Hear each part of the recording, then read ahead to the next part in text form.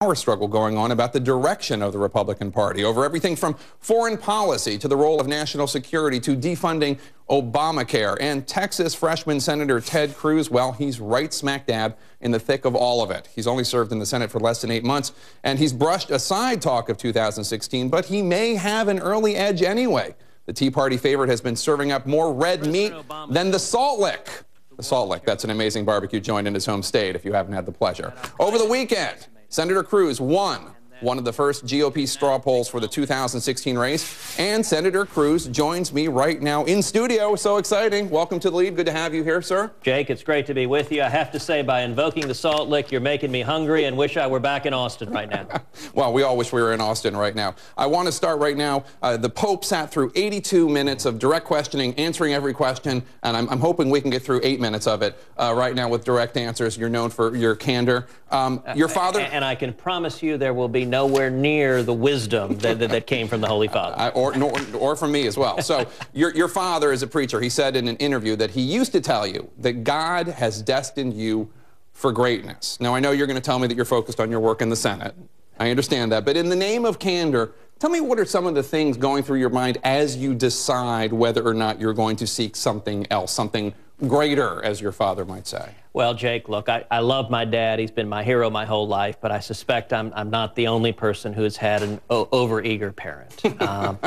And, you know, what I can tell you is what I'm trying to focus on right now is I think this country is facing enormous challenges, fiscal and economic challenges, where a great many Texans, a great many Americans are worried about the direction we're going, are worried about the stagnant economic growth. For the last 4 years, our economy has averaged 0.9% growth a year. People are hurting, they're not getting jobs, and the people who have been hurt the most by the Obama economy have been the most vulnerable among us. They've been young people, they've been Hispanics, they've been African Americans, they've been single moms. And so my focus every day is trying to get back to the free market principles, to the constitutional liberties that made America that great land of opportunity. But your focus right now is trying to defund Obamacare. And in fact, you're pushing a strategy, you and some other senators, where there will be a showdown. And ultimately, it could come down to shutting down the government if the Democrats in the Senate and the President don't agree to defund Obamacare. I don't know. Well, first of all, how would that help all those vulnerable people that you talk about, who many of whom are benefiting from Obamacare? I think the top priority of every elected official, Republican or Democrat, should be restoring economic growth. And nothing is hurting economic growth more than Obamacare. Look, there is bipartisan consensus. This bill isn't working. The lead Senate author of Obamacare, Democrat Max Baucus, described it as a, quote, huge train wreck. Well, I think he was talking about how people weren't prepared for it and there wasn't people weren't ready, and that's one of the reasons why the mandate, the employer mandate, has been delayed. But I want to talk... And let's take, for example, even the unions are starting to turn on President Obama. James Huff, the president of the Teamsters, said Obamacare is destroying the 40-hour work week that has been the foundation of the American middle class. This thing isn't working. It's killing jobs. It's causing people to have their hours forcibly reduced to 29 hours a week. And as you noted, the president unilaterally, contrary to law, decided to give a waiver to giant corporations. Now, in my view, hardworking American families deserve that same waiver because it isn't working and it's hurting people, and we should stand up and defund it. The strategy you're talking about, though, I want to read some of the reviews from your fellow Republicans.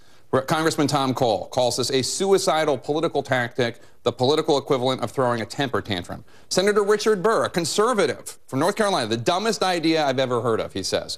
Senator Tom Coburn, in an interview with Byron York, said, I'd be leading the charge if I thought this would work, but it will not work. It's not an achievable strategy. It's creating the false impression that you can do something when you can't, and it's dishonest. They're saying this wouldn't work, the Democrats control the Senate and the White House, and that you're giving false hope to conservatives. Your response? You know, Jake, there is frustration all over this country with career politicians in both parties. Why? Because they focus on maintaining power rather than standing for principle. We have a fight we can win. If Obamacare isn't working, this is our single best opportunity to defund it in the next 63 days. The president will veto it. I mean, if 41 Republicans stand together in the Senate, or if 218 Republicans stand together in the House, we can win this fight. Here's what I think should happen. I think the House should pass a continuing resolution that funds the entire federal government, except Obamacare, and that prohibits spending federal government money to implement Obamacare because it isn't working. Now, the next step, we know what will happen. President Obama, Harry Reid will scream and yell, right, those mean, nasty Republicans are threatening to shut down the government. And here's where Republicans have to stand up and win the argument. Say, look, we voted to keep the government open. Why is President Obama threatening to shut down the government in order to force Obamacare? He's granted a waiver for giant corporations. Why not give the same waiver to the American people? You know what else the House and Senate voted for? Obamacare. They passed it. I mean, it's the law of the land. Well, they did. But, you know, the great thing about the Constitution is there are checks on an overreaching executive. President Obama, in moving the employer mandate for big corporations till after the next election, number one, it's a heck of an admission that this law isn't working, because if it were good, he'd want it to kick in before the next election. But number two, there's nothing in the law that gives him the power to do that. And when you have an administration that's picking winners and losers, that's playing Chicago-style politics, the most powerful constitutional check that Congress has is the power of the purse, the ability to defund it. And all we need for this to happen is 41 Republicans in the Senate to stand up together, or 218 Republicans in the House. Well, okay. I want to move on to another topic, which is... let me briefly mention one thing, but before we move on. Yeah.